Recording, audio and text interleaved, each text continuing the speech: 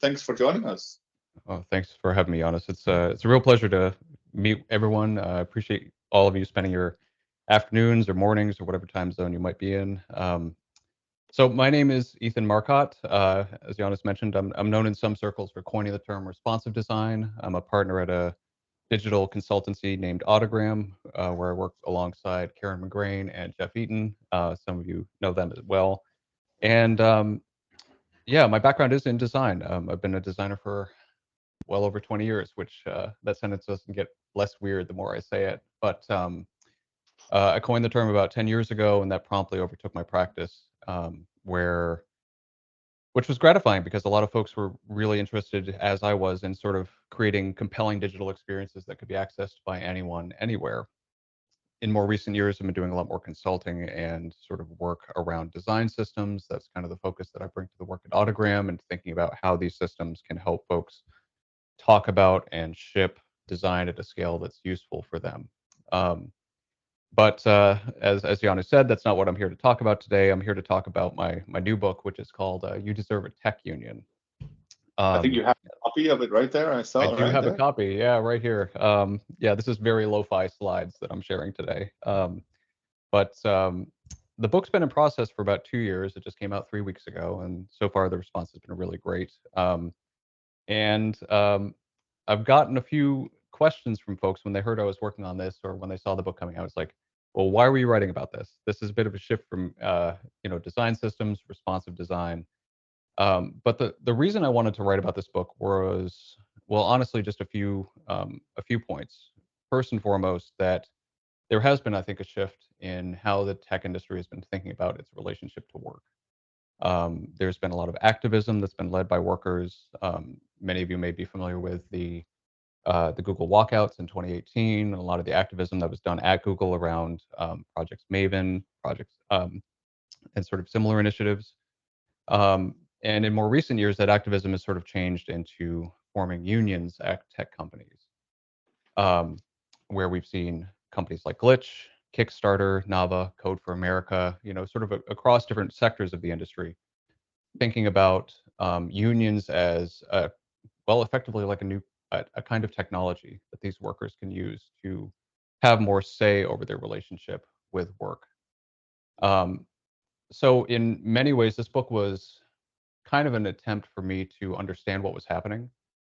Unions are something I've always kind of cared about in the abstract. I was not raised in a union family, but I was taught by union members. I received healthcare from union members, and they were always something that I was understood as important. But more broadly, when I entered the tech industry in the late '90s, I think as with a lot of my peers, sort of saw the tech industry as being somewhat unique, that it was different than every other industry that came before it. And unions were by and large an artifact of, the middle of the 20th century, more industrialized workplaces, that other kinds of workers needed a union, and maybe tech workers didn't.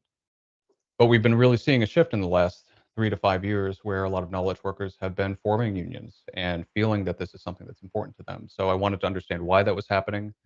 And the book is really informed by interviews. I spent the last 2 years interviewing almost 50 people kind of across the industry, from tech workers who have actually formed unions or are in the process of forming unions, talking with economists, labor researchers, and friends. And this book is really kind of shaped by the lessons that they've learned and that they shared with me. So the book is really, I think, um, it does focus primarily on putting forth an argument about why tech workers are workers, and how forming a union can be one way of getting more control over how you work and the conditions under which you work. Um, there is a bit of a U.S. focus in the book, and I say that to a notably international audience. Um, there is a long chapter in the book that describes the process for forming a union in the United States, but I think broadly the themes that I talk about around the kinds of work that we do and the kinds of protections we need at work and why we, deserve dignity in work, I think are broadly applicable. So that's maybe a little bit longer than an elevator pitch for the book, but I'm on my first cup of coffee. But that's kind of how I think about You Deserve a Tech Union. Very good. Excellent. Thank you, Ethan. Like I said in the opening, any questions, comments, reflections, feel free to jump in. You did say, I can start with one. You did say that the book was largely shaped by interviews. Hmm. Perhaps you can mention one or two of the interviews just to give it a little bit more flavor, Ethan. Yeah, absolutely. Thanks, Jonas. I mean, the interviews were honestly like maybe the most inspirational thing I had the benefit of witnessing over the last few years. Like, these are folks who are doing really hard work and in many cases unpaid, because forming a union, especially in the United States, is something that happens on nights and weekends. And the fact that they were willing to sit down with me and share some of their experiences was a real gift. Um, there was one interview that I mentioned at the top of chapter 4 with a woman named Nora Keller, who used to be a member of the New York Times Tech Guild, which is the largest tech union currently in the sort of for knowledge workers in the United States. And she basically said something um, that was really kind of striking to me, where she basically said that the thing is that no one knows how to form a union before they do it. Um, and I thought that was kind of liberating, because a lot of the folks that I spoke with, both in interviews for the book, but also before I started working on the book, who were interested in forming a union, they just didn't know where to get started. And they also grappled with feelings of um, some kind of anxiety that they would mess it up somehow, that they were going to do the wrong thing, or that there were just too many sort of like resources and they were just feeling overwhelmed, didn't know how to get started. So one of those interviews for me at least was that, or what Nora said was helpful, because I think I'd like the book to be able to help with that feeling of not knowing how to get started or not feeling qualified to get started. Um, so that's I guess what comes immediately to mind, Giannis. There was another worker that I spoke with who shared some thoughts off the record with me, and I want to call that out because forming a union in the United States is a very fraught proposition. Um, legally it's a protected action, but there's a long history of retaliation against workers who do form unions or want to form unions. So there's a need for secrecy in a lot of cases until they're ready to take the union public.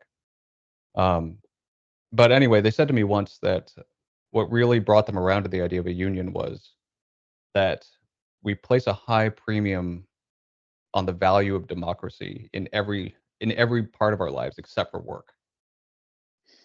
And that was kind of striking to me, because a lot of these folks are forming unions at work so they can have access to a contract ultimately, which is literally just a document that sort of outlines the conditions under which they work. And that varies pretty wildly from company to company. That could address matters of compensation, benefits, working conditions, having clearer paths to promotions, enshrining things that they actually do currently value about their company and making sure that they can actually stay in force through the contract.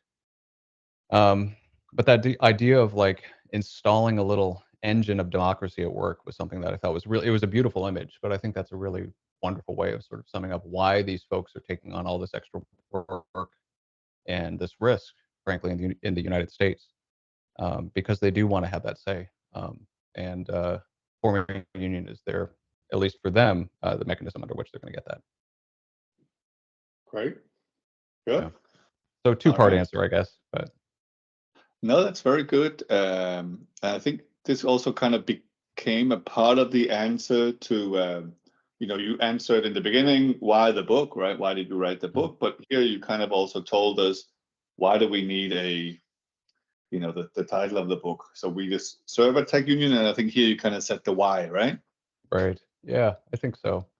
I mean, I started writing the book early September of last year, and I rewrote the first chapter about 4 times, because about a month later, Twitter got acquired, and then the layoffs started.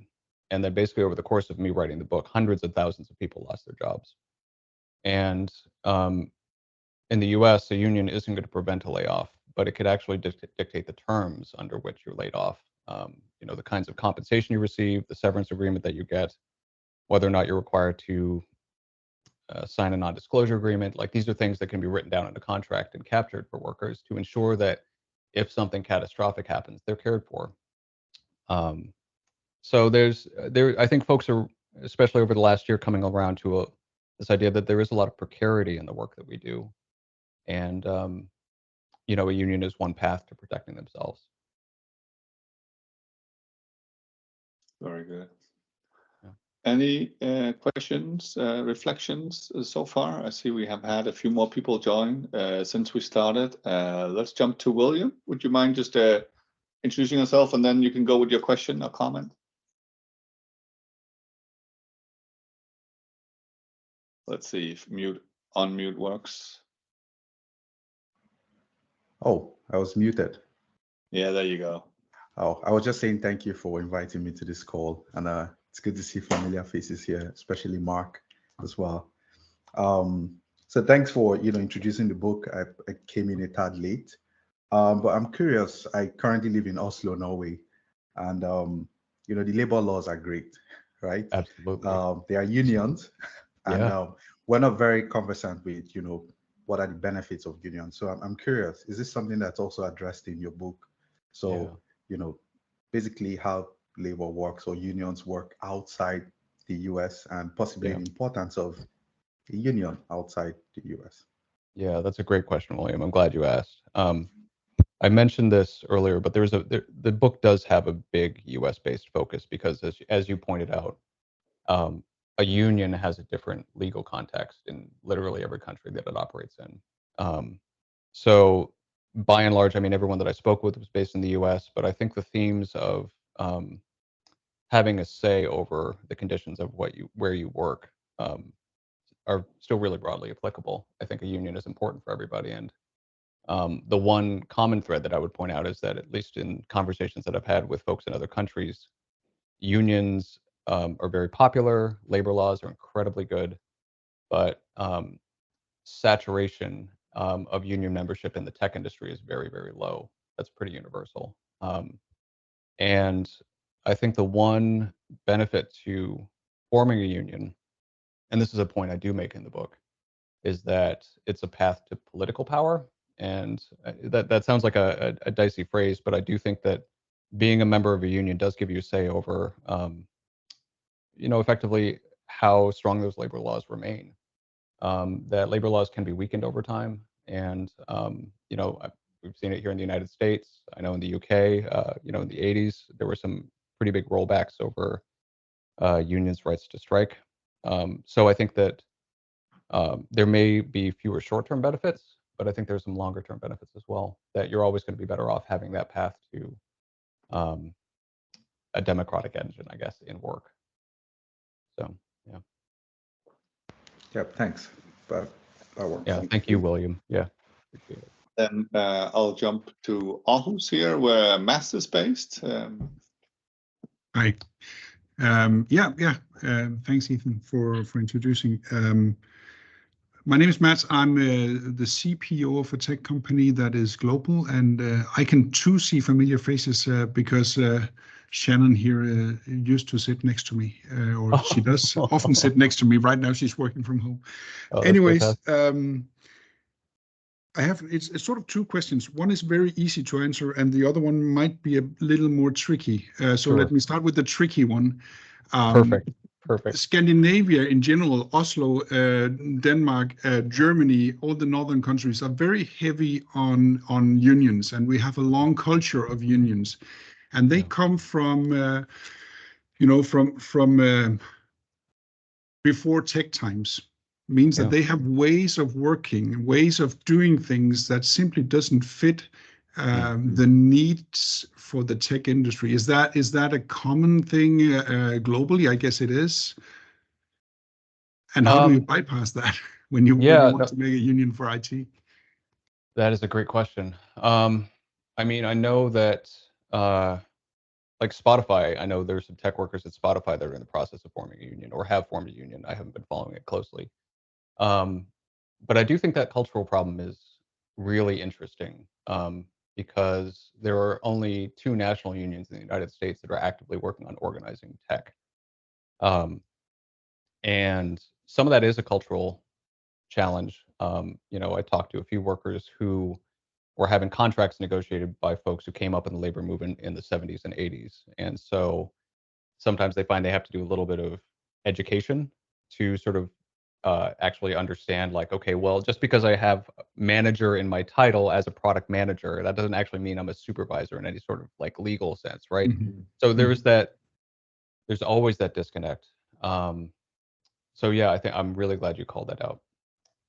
I mean, I think that said, though, I think that there is that benefit to thinking more broadly about like what's actually guaranteed in where and how you work.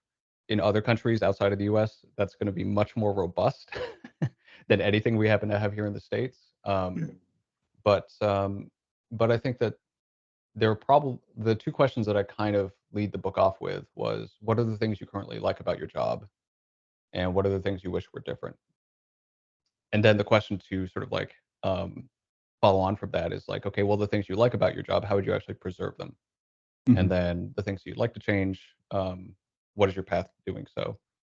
And for a lot of tech workers, at least historically, the best chance to change anything about their work was to leave, to find another opportunity. And at least in the States, a union is one path to answering some of those questions a little bit more directly.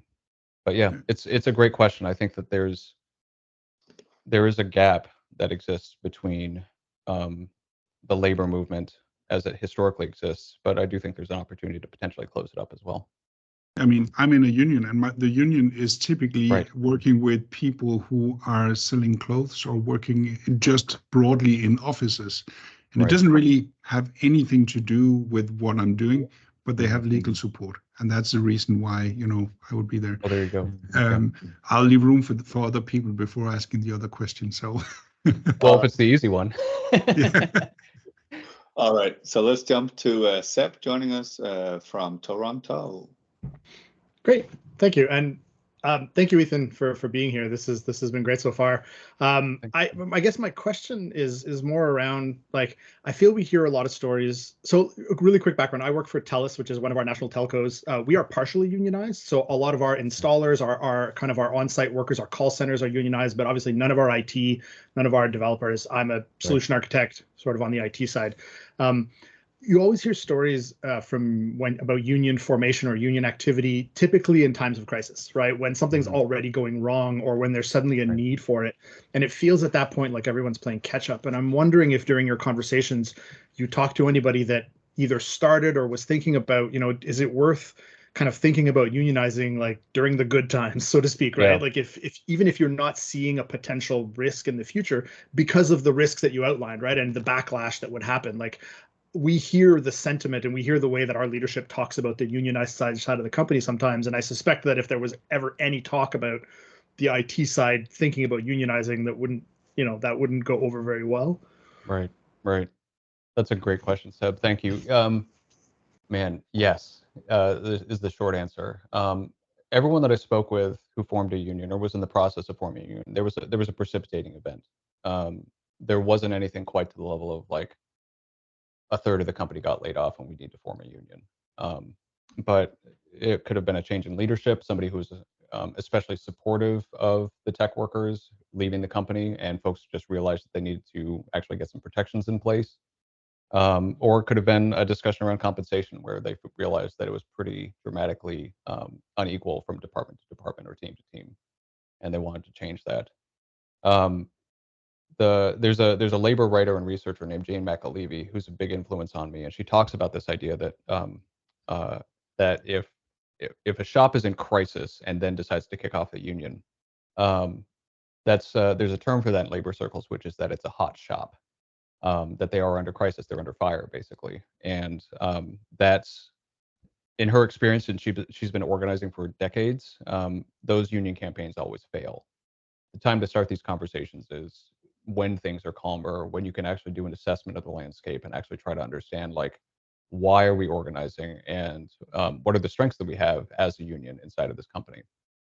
So yeah, I mean, that one shop that I talked to where there's that change in leadership, they organized incredibly quickly, but by and large, they were the exception rather than the rule. Most folks, it was months and months of conversations and planning and organizing internally, and eventually taking things public. So yeah, if you can talk now, start the conversation, you're going to be better paid off. Yeah.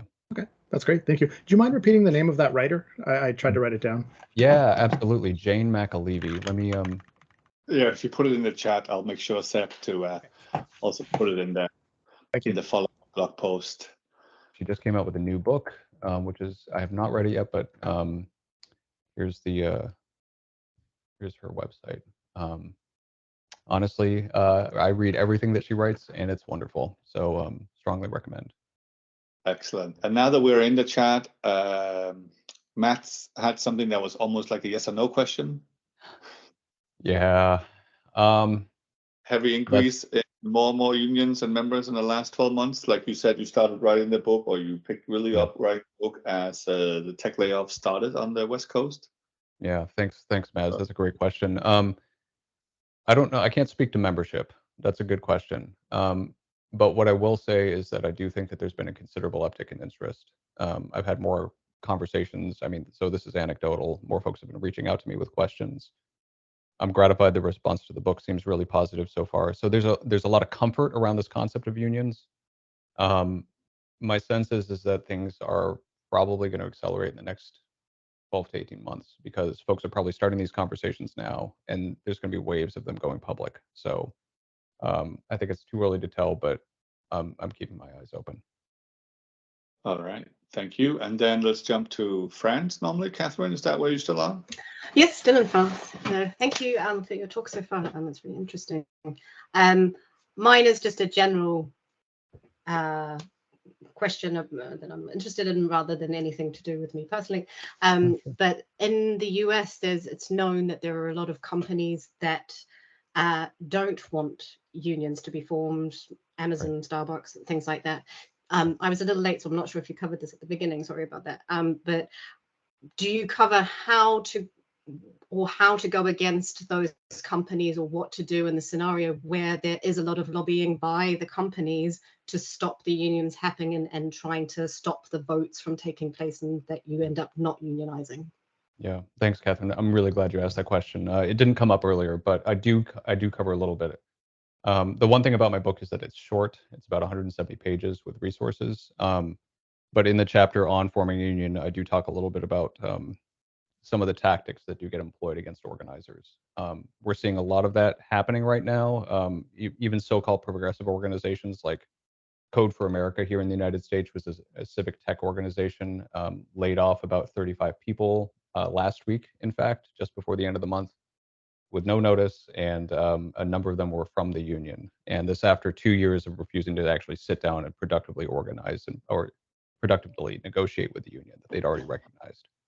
So the thing about these, the anti-union playbook is that it's very, very old. And there's some really, I didn't realize until I started researching the book just how big the anti-union consulting industry actually is. Like, there's some massive law firms that pretty much are just billed as union avoidance consultants. And so talking a little bit about like the things that people can expect was definitely a focus for me, because this is something what people have to do if they feel safe, and knowing what to expect can help provide that.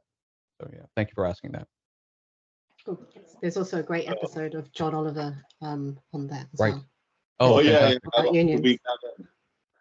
Thank you, But Catherine. perhaps ending on a light note, Ethan, now that we're on the anti-unionizing consultants, I think what I take away from reading about your book and now hearing about half an hour about it is something that I think is relevant to all of us, irrespective of geography or union background or not, and that's your points about a more sustainable future for tech work.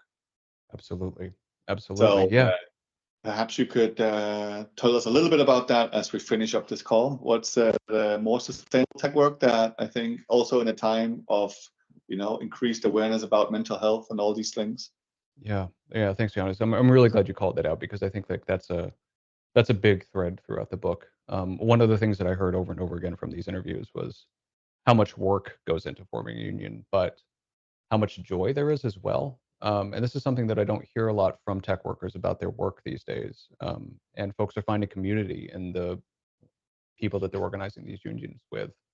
And I think that's, that sounds all squishy and warm, but I also think there's some real value in there as well, because I think that the community that we can find at work through forming a union is a key to providing a more sustainable future through tech work. There's another big part in the end of the book as well, where I think that there's a time factor involved as well, in terms of like needing to join unions and needing to be sort of more involved in this process. That you know, we've seen a lot of precarity in the tech industry over the last few years, and now with, you know, AI and sort of all the questions around like what that actually means to be a designer or an engineer or a writer. You know, I think there's a real opportunity there to start these conversations now. But I mean, I don't know. There's a lot of questions in the industry, but forming union and seeing these workers sort of stand together has been one of the constantly most inspiring things that I've seen come out of this industry ever in 20 years of working in it. So great. So we have to have one more question, perhaps Great. leaving the best for last. No pressure, Paola, but over to you. Hi. Hi, Ethan. Hi, everyone. I'm calling from London. I'm Italian, though, so I have, obviously, I grew up with union. Now, a quick question for you, Ethan. Do you think that this growing movement in the US is changing a bit perception among the general public of unions? Because it used to be a dirty word in the States a lot. Yeah. And how is this gonna, do you think it's at one point is gonna influence the political discourse? Because right now it seems kind of a niche subject, but. Yeah, I'm so glad you asked, Paula. Lovely to see you again, by the way. I mean, I think that this movement is happening in part right now because unions are actually massively popular in the United States. But union membership has been in decline for decades. So I think that there's this real counter movement right now where across every industry, I mean, from Hollywood to UPS drivers to Amazon warehouse workers who are tech workers, truly. You know, I do think there's this upswell of interest in the labor movement kind of across all industries. So I'm very hopeful that tech unionizing can be part of that. And from everything I've seen over the last few years, I think there is. It is. Perfect. And we finished right on time. Thank you very much, Ethan. Thank you very much, everybody, for actively participating. I was really happy that we could hear from different voices. But I'm going to finish by saying thank you, Ethan, for finding the time to talk to us about your new little red book. Oh, no, let's not call it that. But yeah, thank you, Giannis. It's been a real honor. And thank you all for the questions and for welcoming me into your community. This has been a real treat.